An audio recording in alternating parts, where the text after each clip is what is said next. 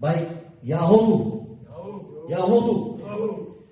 Baik, selamat sore. Kami mau menyampaikan kepada kita semua warga Nias dimanapun berada dan khususnya dari Kota Batam. Pada saat ini saya posisi di Jakarta dan nama saya Thomas Jefferson Lature.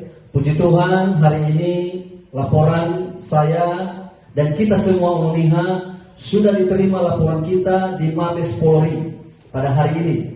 Laporan itu dugaan penghinaan kepada seluruh masyarakat Nias yang dilakukan oleh salah satu oknum yang atas nama akun Facebook Kontrak Sinaga. Jadi kami mohon kepada kita semua masyarakat Nias dimanapun berada, mari kita kawal kasus ini sampai tuntas. Dan kami mohon kepada para sesepuh kami dimanapun kalian berada, kami memohon supaya memberikan kami semangat, supaya memberikan kami support untuk mengawal kasus ini. Ayo mari kita bergandengan tangan melawan penindasan dan penghinaan terhadap suku Nias. Demikian yang bisa saya sampaikan dan di sini juga ada pengacara atau penasihat hukum saya dan saya kembalikan kepada penasihat hukum saya. Terima kasih.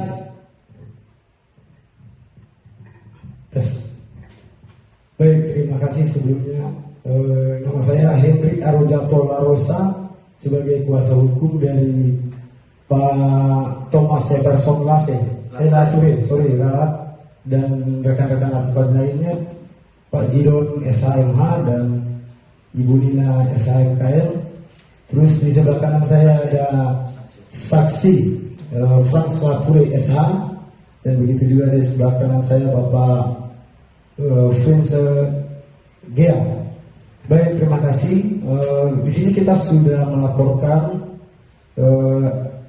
akun yang diduga telah menghina budaya Nias yang dilakukan oleh Kontrak Sinaga. Ini ada LP dengan nomor LP polisi nomor LP garing B garing 0634 garing X garing 2021 garing SPKT garing Bareskrim Polri tertanggal 21 Oktober 2021.